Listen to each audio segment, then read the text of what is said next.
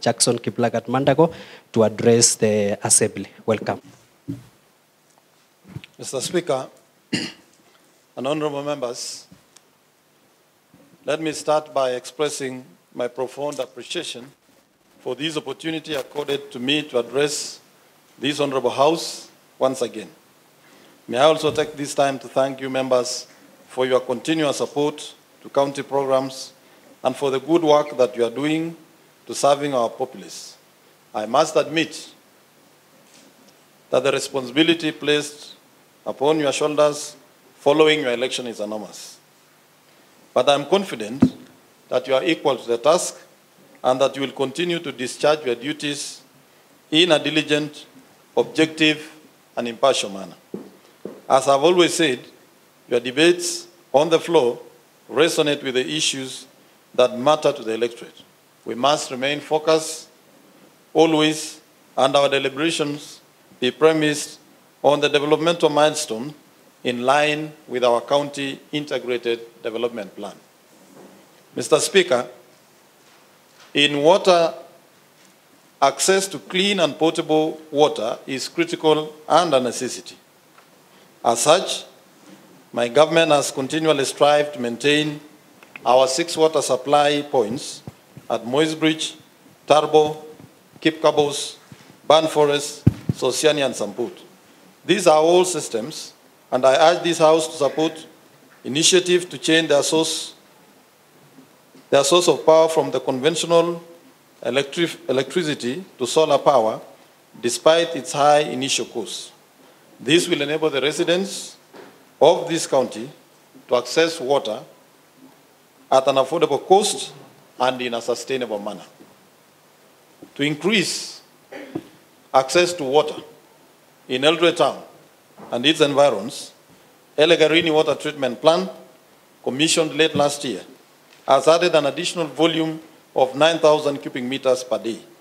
This brings the total daily production of water to 46,000 cubic meters compared to the daily requirement of 60,000 cubic meters required in this town.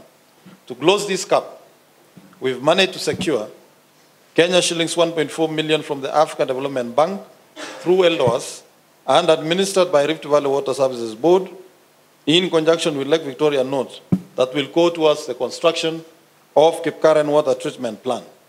This will supply 23,000 cubic meters daily and which will serve Simat Kapseret Ward, Riscos Ward, Langas Ward, and parts of Kenya Ward.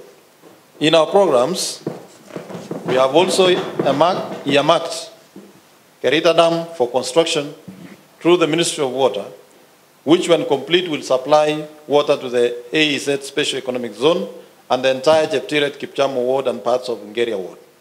In addition to this, the county has secured a grant of Kenya shillings 40 million for feasibility study and design work for the expansion of 2 river dams situated at the border of Kapsoya and Jeptiret Kipchamo Ward. When completed, this project will inject another 50,000 cubic meters of water into our water supply in Eldoret. All this will make this county and Eldoret City an investment destination and a livable place. Mr. Speaker, you recall that during our campaigns in the year 2017, the greatest need of our people was water. And indeed, this was a priority area in my manifesto and most honorable members of this House.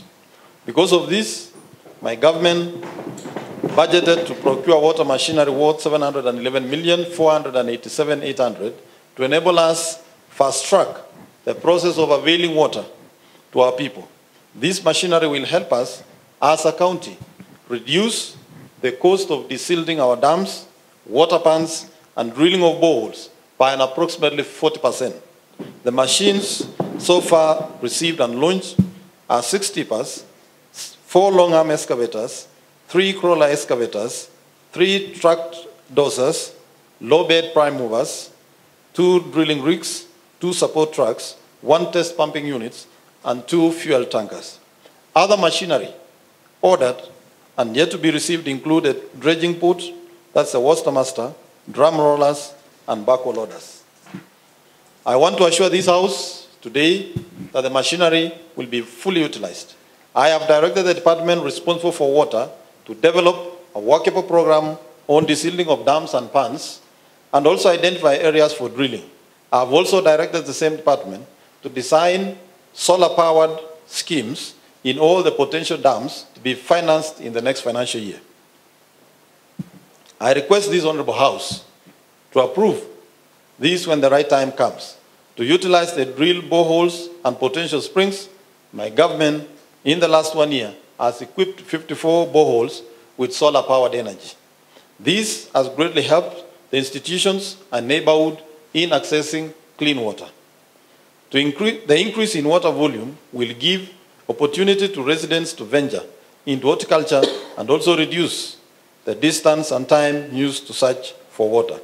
Mr. Speaker, in order to maintain and conserve our water catchment areas, my government, in collaboration with the county government of Elgeyo Marakwet, has declared Kaptagat Forest a protected water tower. This will mitigate the destruction of natural forest and water catchments, which has led to adverse shortage of water. I wish to call upon the national government and all stakeholders to partner with us in conserving these water towers for sustainable water supply. To affirm our commitment, the government has initiated the Eldoret City Marathon to be held annually and geared towards conservation of our water towers. I wish, therefore, to use this opportunity to encourage members of this Honorable House to register and run this year's marathon, whose noble goal is to preserve our water catchment areas. We have undertaken various programs aimed at sustainably protecting and conserving our ecosystems. To increase the forest cover in the county, my government has procured and planted 40,000 indigenous tree seedlings in the last financial year in Kaptagat Forest and along Rivers Oceani. In addition, we have allocated 15 million in the current financial year to purchase assorted seedlings for distribution under the Climate Change Mitigation Program. I want to thank this Honorable House for passing a motion on proper management of all our riparian areas through uprooting of non-friendly trees like eucalyptus along our river banks and all riparian areas. Mr. Speaker, in solid waste management has previously posed a challenge due to the rapid population increase resulting from the rural-urban migration and the changing trends and characteristics of waste. To improve this essential service, my government has fully utilized the available 7 refuse trucks and tractors in collecting waste across the county. To effectively manage solid waste, my government is exploring on new technologies currently being used in developing countries. The continual dumping of garbage in dump sites is not sustainable owing to increase in volume of waste generated per day, citing Kipkenya dam site as an example. My government is in the process of acquiring additional land through this dump site to accommodate more waste and for use in modern waste management technology. We are also proposing to transfer solid waste management to Eldoret Water and Sanitation Company for efficiency, but which must first be subjected to public participation. To inculcate the culture of clean environment to members of public, my government has organized numerous campaigns and cleanup exercises in various markets, townships, and estates within the county.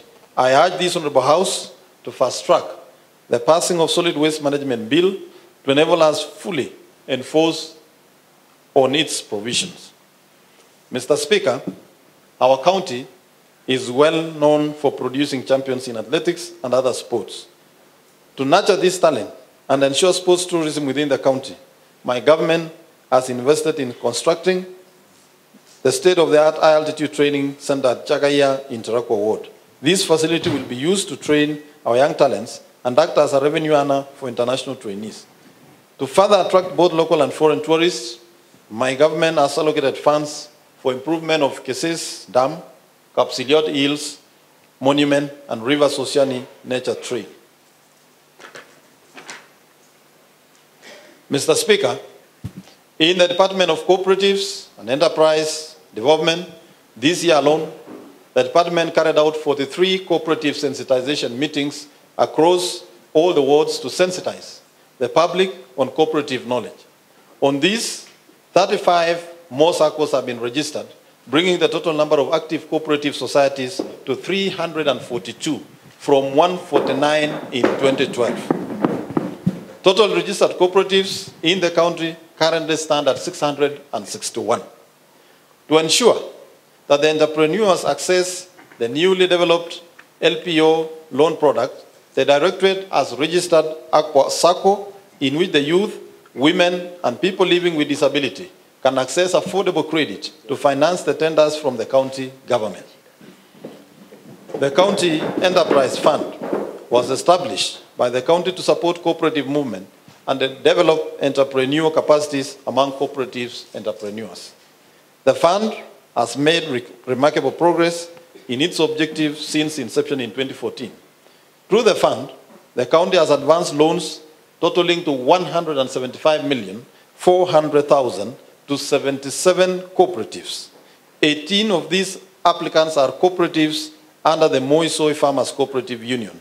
These applications have been approved and are in documentation process. The cooperatives have remarkable progress in loan repayments, and the fund has collected a total of 59,222,074 shillings in loan repayment. Mr. Speaker, the fund has launched LPL loan product for the youth and women and our ACPO program in the county. This will further accelerate growth and capacity among the youths and women entrepreneurs. The county government of Uasin Gishu has set aside an amount of money in the supplementary budget that will bring the total revolving fund to Kenya shillings 371 million.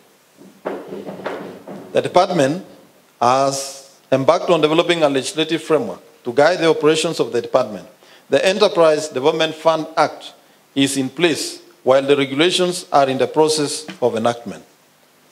In the County Cooperative Societies Bill that is in the process of enactment, this will be fast-tracked to enable the county legislate on matters cooperatives in the upcoming projects for the department. The Cooperative and Enterprise Department is supporting establishment of a milling plant at Cabenes Trading Center through the Moisoi Cooperative Union. This has already been launched and 200 million Kenya shillings reserved through the Enterprise Development Fund to finance it. Furthermore, the department is mobilizing cooperatives, societies from Tarbo and Kapserit to form a cooperative union to come up with their own project to be supported by the county government. Plans are underway to sensitize cooperative societies in Keses and Ainapkoi on the same. Mr. Speaker, in Health Department, we have formulated health bill currently at the County Assembly that when passed and implemented will spark coordination, development for the all stakeholders. As a county, we have gained recognition in initiating an independent audit for all health systems. We put in place evidence-based practices regarding management of our health services that include operationalization of the 6 sub-county hospitals. My government is currently implementing various interventions, among them testing, treating, and tracking patients to ensure that all those with diseases, symptoms are tested, treated with effective medicines. We have also beefed up surveillance to track transmission areas and take appropriate intervention measures to arrest the situation. Mr. Speaker, to ensure that we get less wastage of all drugs and get value for money for all the drugs we procure, we have centralized drug procurement and constructed a one-stop drugstore where we store all our supplies from KEMSA. To this effect, the supplies reach the far-flanked facilities on time and residents are served at their doorstep. Mr. Speaker, on the same note, I wish to register our concerns in the recently passed KEMSA Act that makes it mandatory for counties to procure drugs from KEMSA, since they do not have capacity. In case of disease outbreaks and emergencies, they pose challenges as currently experienced in the outbreak of hepatitis B. It should be noted that KEMSA store located in the county has never stored any drugs ever since devolution came into being. I therefore urge the National Assembly to review this act in line with the Kenyan Constitution. My government has continued to partner with other development partners for the good of serving our people well. Development partners such as Ampath Plus have provided solutions to people suffering with HIV and AIDS, while MTRH has been the main referral facility tackling cases that are beyond our reach. World Bank, UNICEF and other partners have provided capacity building to our staff and health workers in wards to provide responsive care to all citizens of our population. Mr. Speaker, in order to provide safe delivery services for our mothers and newborns, the percentage of deliveries conducted by skilled attendants has improved from 40% to 60.9% under the free maternity program in the recent past. Mr. Speaker, with the ongoing strike for nurses in some counties, I wish to thank our nurses and staff working in health facilities for continuously providing services as the engagement between the Kenya National Union of Nurses and the government continues. Mr. Speaker, in the Department of Agriculture, Livestock and Fisheries, priorities have been given in the areas that have been outlined. In livestock, we've procured vaccines, purchased breeding stock, introduced bee farming, and purchased feed mix and hammer mills for dairy feeds. We have also introduced and improved dairy goats farming, Dober breeds, and upscaled demo plots for farmer education. 30 demo plots have been upscaled in order to increase acreage under fodder for improved milk production. The department envisages completing 46 milk coolers for milk value addition. All vaccines comprising of foot and mouth disease, lumpy skin disease, and rabies vaccines have been procured. And vaccination is ongoing across all the 6 sub-counties. Mr. Speaker, supply and delivery of sex semen and conventional semen has been concluded for the subsidized artificial insemination services. In addition, all the cattle dips that were to benefit from the county renovation and improvement have already submitted proposals and approved work plans are awaiting disbursement of funds. In fisheries, procurement processes for the construction of fish ponds at ATC Chepororwo and the fisheries headquarters to encourage farmers to practice fish farming as a way of diversifying agriculture is ongoing.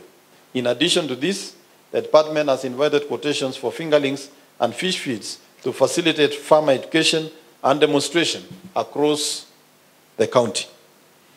Mr. Speaker, in agriculture, to enhance value addition for maize, we are in the process of establishing 3 milling plants, 1 for every 2 sub-counties. For a start, the county has set aside 200 million Kenya shillings for the Moisoi Cabernet milling plant, and the farmers are expected to raise the balance for the completion of the project. Along this line, my government will impose a double cess on grains leaving the county to other destinations for milling, and also impose a double cess for all imported grain destined to be milled in the county. My government is keen on enhancing value addition for all crops we produce in the county. On this, and through the Department of Cooperatives, we are mobilizing farmers in our county to ensure that the cooperatives are able to establish the value addition factories. Currently, Moiben and Soy sub-county cooperatives have federated and established the Moi Soy Cooperative Union to set up a milling plant. Already, they have acquired 11 acres of land for the project. The county government will continue to support cooperatives to add value to the products the farmers produce. Aware of the challenges farmers are facing and the need to protect the local farmer from unscrupulous millers, My government, as I've said, intends to levy cess on all imported maize to the county and all raw grains transported outside the county. On subsidized fertilizer, we urge the national government not to spend the 4.5 billion that has been set aside in the budget for purchase of fertilizer. In blending companies. In the local blending companies such as Toyota Shusho, located in Eldoret, and Other River Mining, amongst others.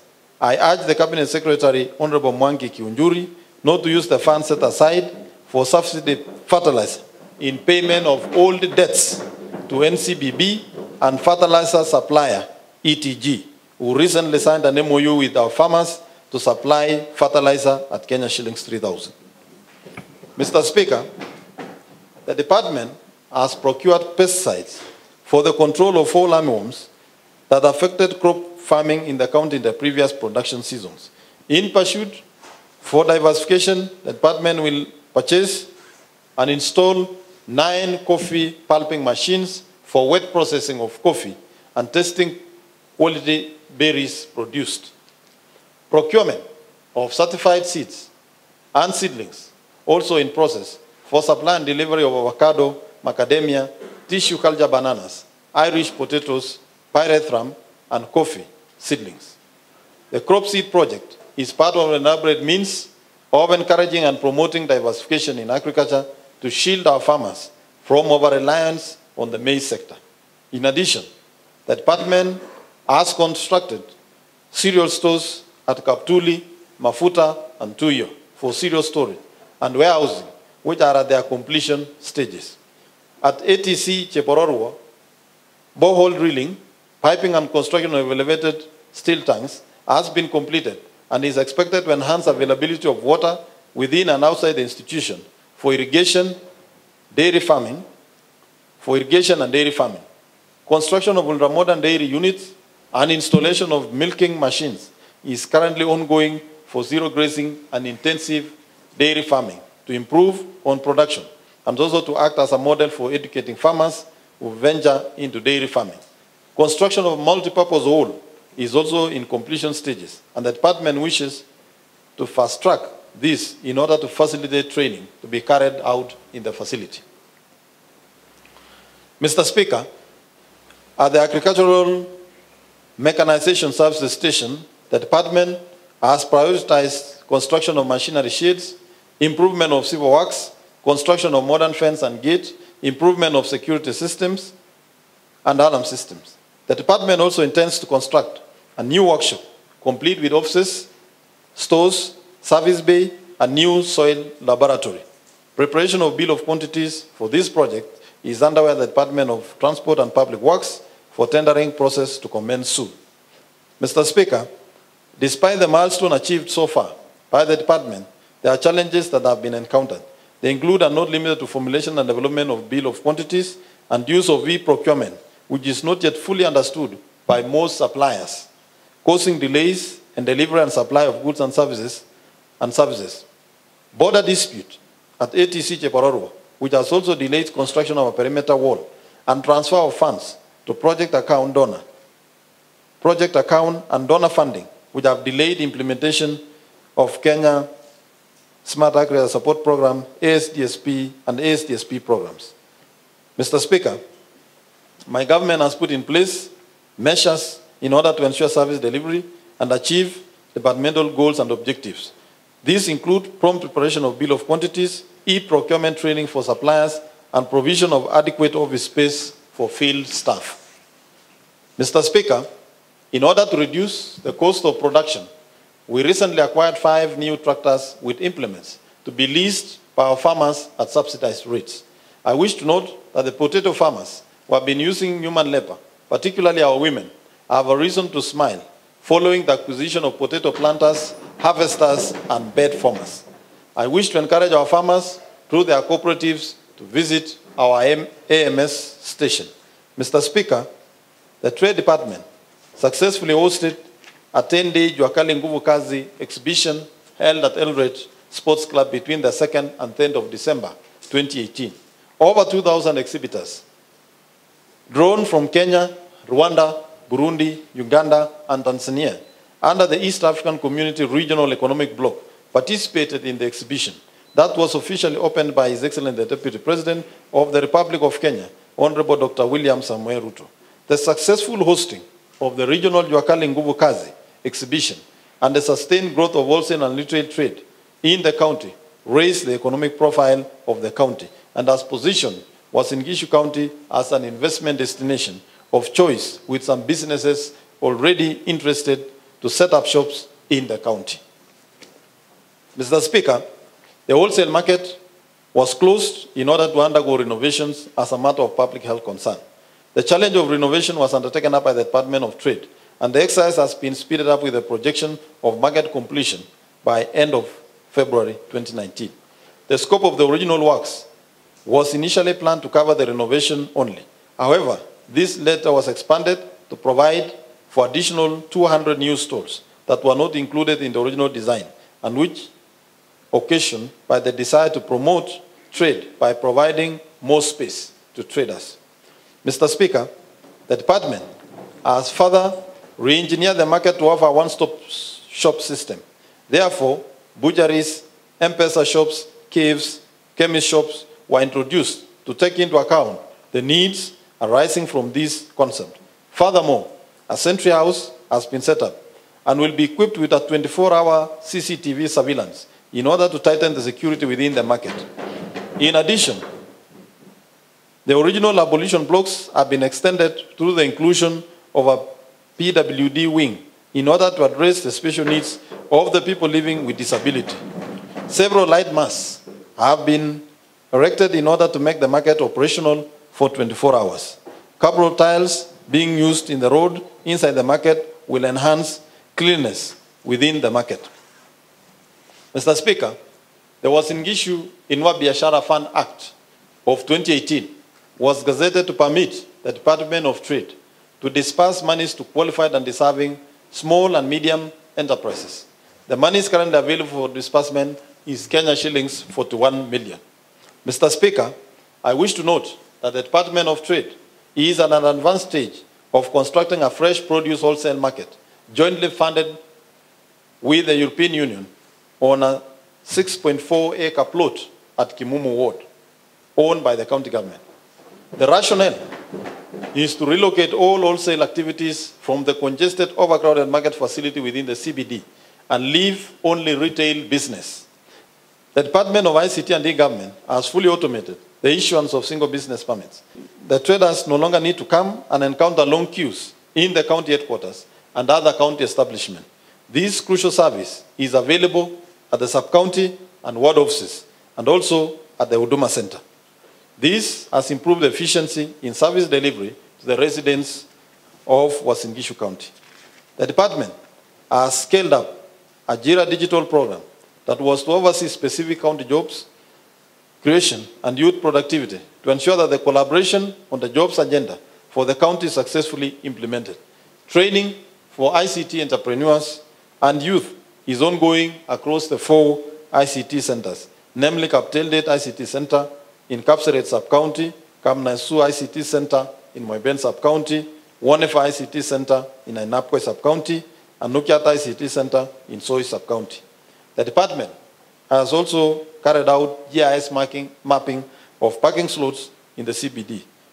The project area covered the CBD area of the Eldoret town, where most commercial and other activities are being carried, are designated areas of parking by the relevant authorities. A total of 2,140 parking lots were mapped. This is expected to accelerate parking revenue, enhance and hence contribute towards growth of local revenue for the county. GIS mapping has also been carried out in Uruma Ward, and a total of 2,089 businesses have been mapped. Plans to map the township wards are ongoing with an aim of projecting revenue from the existing and new businesses.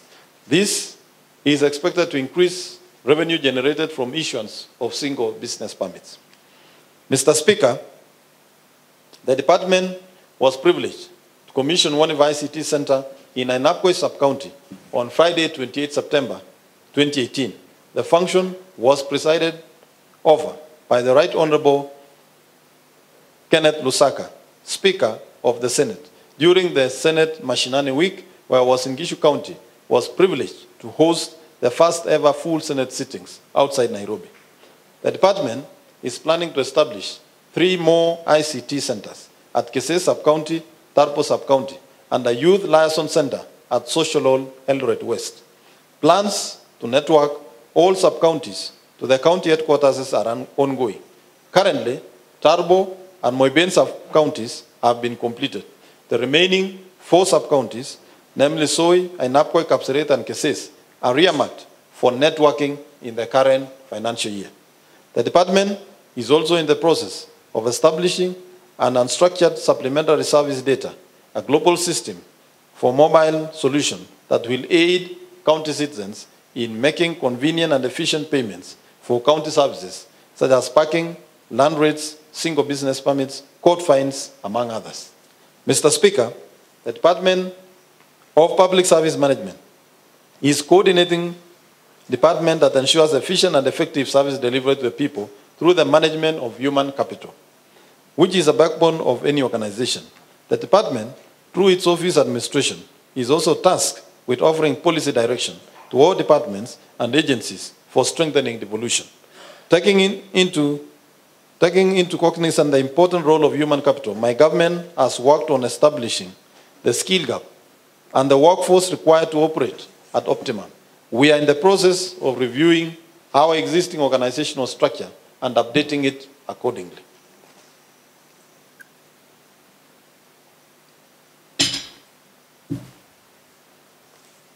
Mr. Speaker, staff development is one of the most crucial aspects of performance. Along this inclination, training is a key component of staff development, and for a long time, the budget for training has always been treated as a recurrent item. My government has facilitated training of the staff to increase their efficiency in work performance. I wish to request this House to come up with legislation that will enable training vote to be treated as a development item, since it goes into the long-term development of the human capital. Promotion is another key component of ensuring that our staff remain motivated and committed. It is my humble appeal to this Honorable House, therefore, that when the budget for staff promotion is brought before it for approval, it should be able to consider and approve. This in itself will go a long way in ensuring that as a county, we remain and retain the best skills. Mr. Speaker, in the spirit of inclusivity, and also working to fulfill the constitutional requirement which requires that at least 5% of our public workforce to be persons living with disability, my administration ring-fenced advertisement for persons with disability that have already been employed in various cadres. A good example is the deaf community. Mr. Speaker, to be able to monitor attendance and punctuality of our staff, my government has installed biometric clocking in system, which has enhanced efficiency and effectiveness in service delivery. Records management is key in any organization, and my government has put emphasis on this by acquiring bulk filers, and currently we're in the process of putting up an archive to ensure proper management of records for posterity. Litigation matters have been a thorn in the flesh. My government has worked tirelessly to ensure that legal issues running back to the defunct local authorities are brought to a close. My administration is in the process of putting up a legal library to enable us fast-track these matters. Mr. Speaker, the county government has embarked on construction of ward and sub-county offices, which are meant to be centers of service delivery to the residents within their nearest points of operation. They will also serve as points of provision where all government officers can be found. In this regard, the in-ward offices are in various stages of completion and are expected to be completed and ready for use in the next 3 months. In addition, 3 sub-county offices are in the procurement process and are expected to be completed and ready for use before the end of this year. To enhance service delivery and public engagement, it is paramount that the government services are further devolved to the grassroots through employment of village administrators and village council. To this far, the executive is in the process of developing a policy to guide the said process and will soon be tabled to this Honorable House. Mr. Speaker, the Department of Lands has acquired parcels of land spread throughout the county, totaling approximately to 20 hectares at a cost of Kenya shillings 32 million in the last 3 financial years for the following uses: ECD's expansion, dispensaries and health centers expansion, water tanks and water points, cattle dips and holding grounds, auction yards, and missing road links. In public utilities, we have secured those that are at risk of being grabbed by fencing and recovered a number of them from private individuals with the help of other state agencies. Fencing of these public utilities and housing estate has taken up to Kenya shillings 20 million. To escalate these activities, more funding is required, and I wish to make an appeal to this Honorable House to support and prioritize this sector, including passing pieces of legislation that would facilitate this process. Mr. Speaker, in housing, we have renovated a number of existing houses in Mayabi, Kapsoya Gardens, and secured them by fencing. The national government, in collaboration with us, in the Big Four agenda, intends to put up 2,000 housing units. National Housing Corporation is also putting up 5,000 units in Eldoret municipality in their estate in Eldoret West. In fiscal planning, the county government has prepared a number of fiscal development plans, which include the county's blueprint, the county spatial plan, which will inform all other fiscal development plans in the county. We have planned our major urban areas, including Eldoret, Moisbridge, Tarbo, Ban Forest, and Jeptire. The department concerned is rolling out another batch of activities that will further plan medium to small urban areas to enhance their vibrancy and live to the analogy that urban areas are engines of development. A total of Kenya shillings 232 million has been used to achieve this feat. At the same time, we have prepared and implemented our land use framework that inform all development applications approval, which to date has enabled us to guide development in all areas of the county. More specifically, Eldoret municipality. The department has so far acquired machinery, which will be used together with other legal processes to remove all illegal structures and ensure development control is maintained. In urban development, the department has established Eldoret municipality with the recent gazettement of Eldoret Municipal Charter, and in due course, it will establish other structures to enable it to provide essential services to the residents as anticipated in the governing statutes. The projects are funded by the World Bank through the Kenya Urban Support Program for the next 5 years with Kenya shillings 630,147,800 each year for that period. The department is now focusing on establishing committees for other urban areas provided for by Urban Areas and Cities Act number 13 of 2011. The department, however, faces legal challenges such as court cases in the land sector from individuals and institutions that have illegally acquired public land. There is also a perennial problem of lack of adequate human resources to implement programs and run day-to-day activities across all the subsections. Due to the increase in counting machines, the department is experiencing a budget constraint in areas of maintenance and fuel operation. The two areas need more resources in order to enable to offer quality service for the people of this county.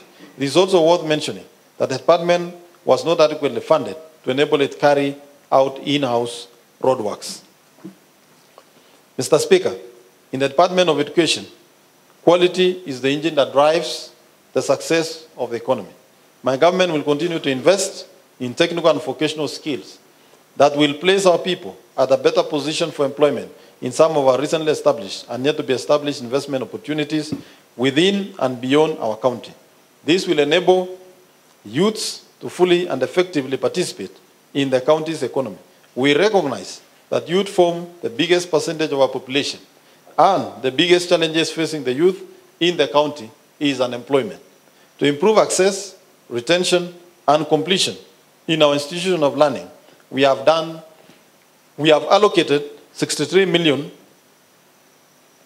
We allocated 63 million in the financial year 2017-18 and 59 million in financial year 2018-19 for completion and construction of ECD classrooms across the county. We awarded bursaries worth 95 million in the financial year 17-18 And in 18-19, we have awarded 95 million again. To enable the poor and vulnerable access education without interruption occasioned by lack of fees, a total of 24,000 beneficiaries are benefiting from this fund. We've procured teaching and learning materials to the tune of 22 million, which benefited 600 ECDE centers across the county. This has improved quality of teaching in our centers. We have sponsored 100 students to the Kenya Technical Teachers Training College to train technical skills at the cost of 5 million. In this financial year, we have also proposed to sponsor another 100 youths to Kenya Technical Teachers College, 300 youths to Kenya Medical Training College to pursue various courses, and 100 youths to the Kenya Animal Health and Industrial Training Institute. We are currently constructing Enyilel Model Vocational Center at a cost of 73 million. Construction of hostels, workshops, and classrooms in all other 10 vocational training centers are ongoing at the cost of 56 million. Under the revolving fund, we've spent over 18 million to train youth to acquire skills in RVTTI, Eldoret Polytechnic, and Siwa Technical Training College. In the social sector, rehabilitation and repatriation of street children at the rescue center is ongoing. We have constructed boys and girls dormitories and in the process of constructing perimeter wall. This financial year, we've set aside Kenya shillings 10 million to construct counseling rooms, dining hall, kitchen and security rooms. The sector has dispersed funds to persons with disability to meet various priority needs of Kenya shillings 8 million. Under culture, we promote and develop talents of our youths and elderly through music competition. Our groups have continuously been amongst the best nationally.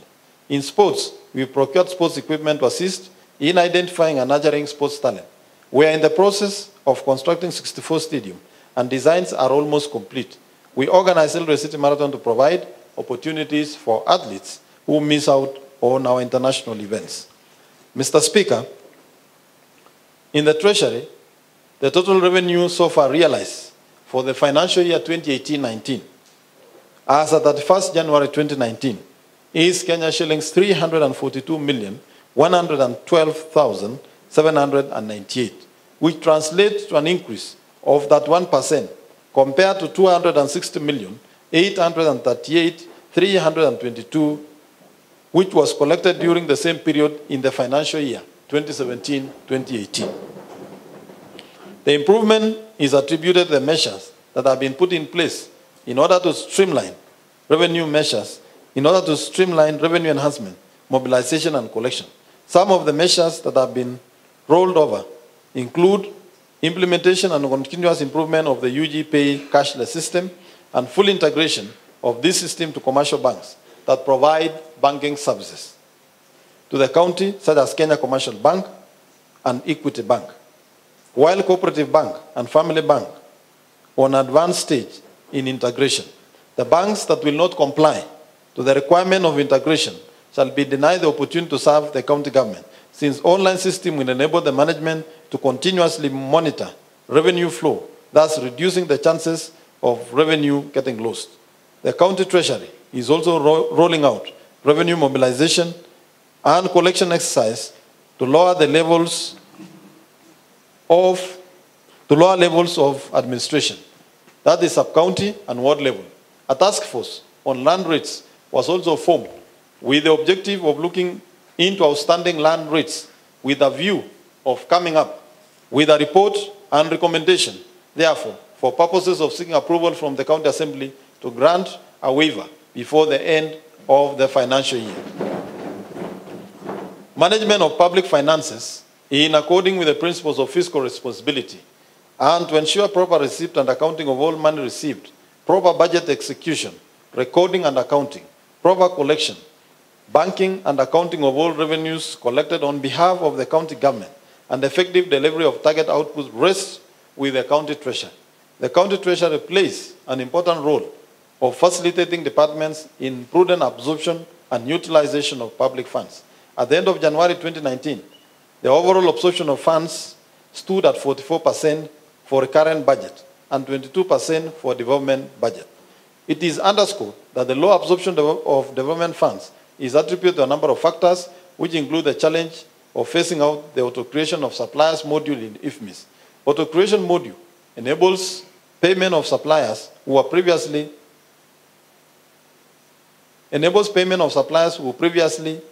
not awarded tenders using the end-to-end module of procurement, but rather were being awarded using the manual system. Whenever payments of such nature need to be paid, formal request is made to the National Treasury to open the auto-creation module to necessitate the payment. Sometimes this process is tedious and time-consuming because constant communications are made, thus affecting flow and absorption of funds. Likewise, the end-to-end IFMIS system of procurement comes with its own challenges, as most of the suppliers lack the requisite knowledge of how to interact and use this system in applying for tenders. Sometimes, tenders filled through the system don't meet the minimum thresholds, rendering the process to be non-responsive, and the process is repeated again, thus leading to delays in project implementation. Accumulation of pending bills is becoming a major concern to the county government and likewise to national government. The concern prompted the National Treasury to commence a special audit of county governments pending bills as of 30th June 2018 because it was realized that if the trend is left unchecked, it could lead to a situation where county governments will no longer be in a position to honor their obligations within the timeline stipulated by the law. We are happy to report that the exercise was concluded a week ago, and according to the audit findings, the outstanding bills for the county government at the time of audit was Kenya shillings 78 million and 50,418, compared to an amount of 355 million 583,915 that remained outstanding as of 30th June 2018. This means that the county government is honoring its obligation, as the figure is now reduced significantly by 80%, with a promise that by the end of the financial year in review, all these bills will have been fully settled. Departments have also been advised to observe aging analysis and give priority while making payments to all bills, unlike those which are recent.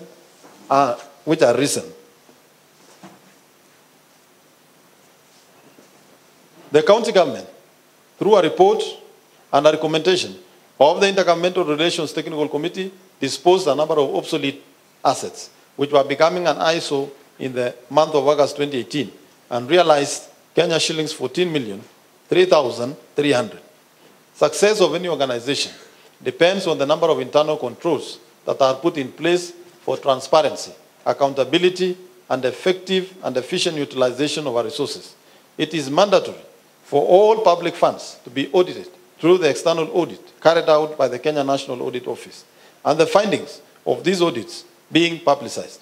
From inception of county government, the report given by the external auditor has been improving from a disclaimer opinion in the reports of financial year 2013-14 to a qualified opinion in the reports of the financial year 2016-17. The trend is anticipated to improve going forward, and especially now that the audit committee was established, thus internal control systems, procedures, and statutory are also expected to improve. Mr. Speaker, county established funds are spent only for the purposes for which the fund is established through designated person responsible for administering the fund. Frequent audits are carried out for compliance and usage of money through the funds, and the reports are made public. In my concluding remarks, I wish that our destiny is shared and that this county will only prosper when we accept certain obligations to one another and to work towards building synergy across the boards. I believe we can seize the future together, and we are all greater together than the sum total of our individual ambitions. I am committed to ensuring that we in the executive arm of government remain accountable to the citizens of this country.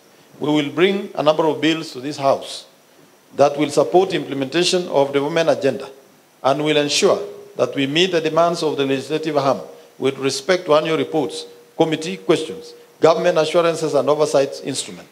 At this juncture, I wish to request all to exercise priority in carrying out the respective